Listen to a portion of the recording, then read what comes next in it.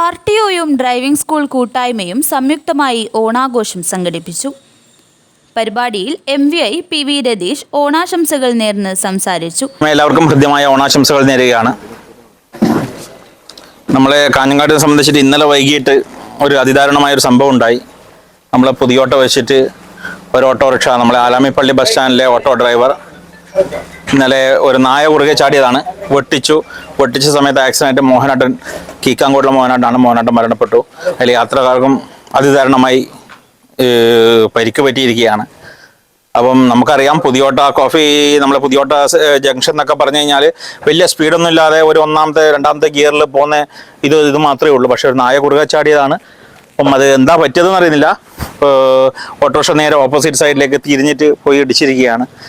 അപ്പം നമ്മൾ ഈ ഒരു ഓണം അപകടരഹിതമായ സുരക്ഷിതമായ യാത്രയാക്കി മാറ്റാം എന്നുള്ളതിൻ്റെ മുന്നൊരുക്കത്തോടു കൂടിയാണ് കാഞ്ഞങ്ങാട് സബാർട്ടയുടെ നേതൃത്വത്തിൽ ഇങ്ങനൊരു സംരംഭം, ഡ്രൈവിംഗ് സ്കൂൾ കൂട്ടായ്മയുടെ സഹകരണത്തോട് ഇങ്ങനെ സംരംഭം തുടങ്ങിയിരിക്കുന്നത്. MVI CA Pradeep Kumar, AMVI MV Prabhakaran, AMVI Mathew Varghese, driving school കൂട്ടായ്മയിലെ നൌഷാദ്, ഗുരുപ്രസാദ്, ഒമേഗ വിനു, പപ്പൻ, പവി, ഷാജു എന്നിവർ സംബന്ധിച്ചു. മാവേലി വേഷത്തിലെത്തിയ നിത്യാനന്ദ ഡ്രൈവിംഗ് സ്കൂളിലെ ഓണർ M വിനുവിന് ഓട്ടോ ഡ്രൈവർ കോർഡിനേഷൻ ഭാരവാഹി CH കുഞ്ഞമ്പു ഉപഹാരം നൽകി. News bureau, Kanhangad.